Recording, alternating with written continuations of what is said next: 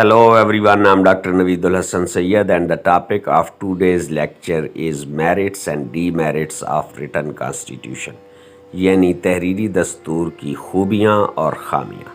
تو آئیے lecture start کرتے ہیں۔ تحریری دستور کی خوبیوں میں سب سے پہلی خوبی تحریری دستور کا پائیدار ہونا ہے۔ تحریری دستور میں تبدیلی بڑی مشکل سے ہوتی ہے، اس لیے یہ مستقل اور پائیدار رہتا ہے۔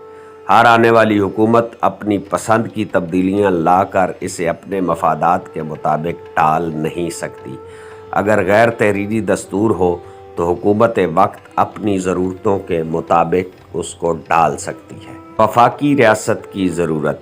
وفاقی ریاست کیونکہ ایک سینٹرل گورنمنٹ اور دوسرا صوبے یعنی یونٹس کی شکل میں موجود ہوتی ہے، تو ایسی حکومت میں اختیارات مرکزی اور صوبائی حکومتوں میں تقسیم کیے جاتے ہیں۔ اختیارات کے حوالے سے مرکز اور صوبوں میں اختلاف رائے پیدا ہو سکتا ہے۔ اگر تحریری دستور ہو تو اختلاف کو دستور کی روشنی میں دور کیا جا سکتا ہے۔ غیر تحریری دستور وفاقی نظام میں قطعاً کامیاب ثابت نہیں ہو سکتا۔ یہی وجہ ہے کہ دنیا کے کسی وفاقی ملک میں غیر تحریری دستور رائج نہیں ہے۔ واضح اور غیر مبہم۔ جو فیصلے تحریری شکل میں کیے جاتے ہیں بالکل واضح اور غیر مبہم ہوتے ہیں۔ اگر کوئی الجھن پیدا ہو تو تحریری دستور کی صورت میں اسے بآسانی حل کیا جا سکتا ہے۔ بنیادی انسانی حقوق کا تحفظ۔ جدید دور میں ریاست کو عوامی مفادات اور حقوق کے تحفظ کا ذمہ دار سمجھا جاتا ہے۔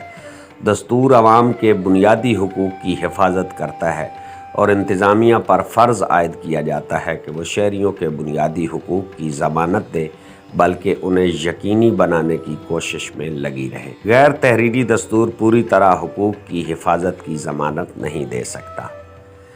آزاد عدلیہ۔ تحریری دستور کے لیے لازمی شرط ہے کہ ملک میں عدالتیں آزاد اور خود مختار ہوں۔ دستور کی تشریح کی ضرورت پڑتی ہے، نیز مرکز اور صوبوں میں اختیارات کے حوالے سے اختلاف ہو سکتا ہے، تو تحریری دستور کی روشنی میں آزاد عدلیہ معاملے کا فیصلہ کر دیتی ہے۔ اعلیٰ ترین ملکی عدالت کا فیصلہ حتمی ہوتا ہے۔ آزاد عدلیہ نہ صرف دستور کی حفاظت کرتی ہے بلکہ عوام کو بھی پورا تحفظ فراہم کرتی ہے۔ پاکستان میں سپریم کورٹ اور ہائی کورٹس کو وفاقی نظام حکومت کی وجہ سے اہم مقام حاصل ہے۔ Last point of our lecture is demerits of written constitution یعنی تحریری دستور کی خامیاں۔ فرسودہ دستور۔ تحریری دستور جب منظر عام پر آتا ہے تو حالات کے تقاضوں سے ہم آہنگ ہوتا ہے، لیکن جوں وقت گزرتا ہے دستور پرانا اور فرسودہ ہوتا چلا جاتا ہے۔ یہ نئے حالات اور تقاضوں پر پورا نہیں اترتا۔ دستور میں تبدیلی لانا بہت مشکل ہوتا ہے، اس لیے قومی ضرورتوں کے مطابق نہیں چل پاتا۔ امریکہ ایک بہت بڑی جمہوریت ہے۔ اس کا تحریری دستور 1789 میں ترتیب دیا گیا۔ ظاہر ہے 200 سال سے زیادہ عرصہ پہلے کے حالات کے تحت مرتب کیا گیا۔ یوں ہم اس کو فرسودہ اور پرانی سیاسی قدروں پر مبنی دستور کہہ سکتے ہیں۔ اس کے مقابل برطانوی دستور کو دیکھا جائے تو اس میں بآسانی ترامیم کرنے کے لیے پارلیمانی اختیار نے ہمیشہ زندہ رکھا ہے۔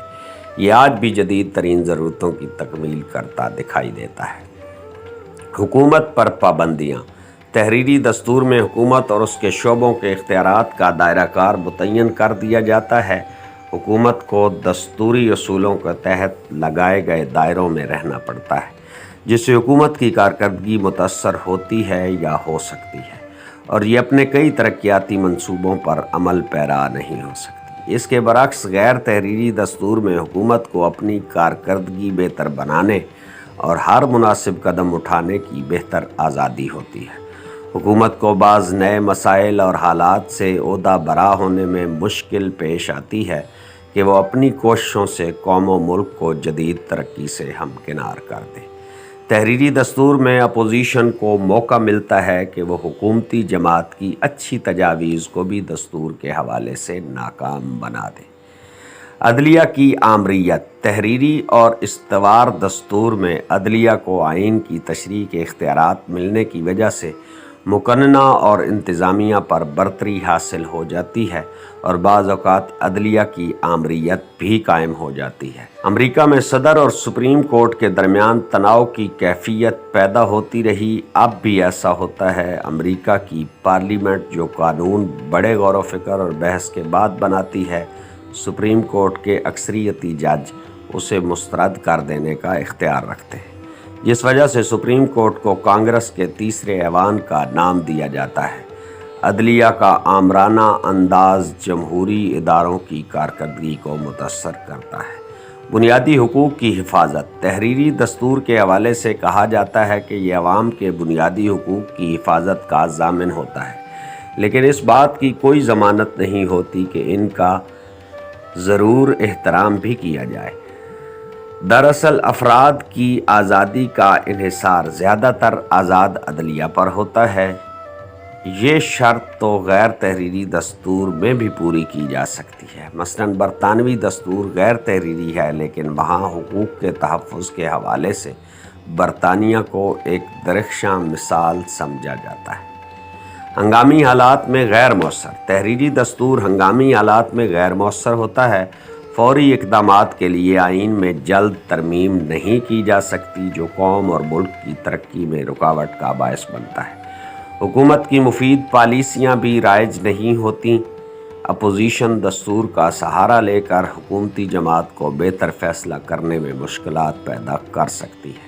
غیر تحریری دستور میں حکومت فوراً مناسب اقدام اٹھا کر حالات کا مقابلہ کر لیتی ہے اور قوم کو فیصلوں میں تاخیر سے بچا کر اسے ترقی کی طرف لے جانے میں کامیابی حاصل کر لیتی ہے۔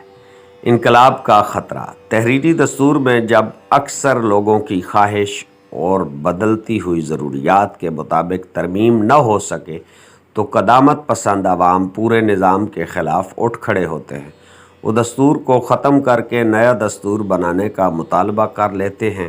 اس طرح داخلی انتشار پھیلتا ہے، امن و امان تہ و بالا ہو جاتا ہے اور انقلاب برپا ہونے کا خطرہ پیدا ہو سکتا ہے۔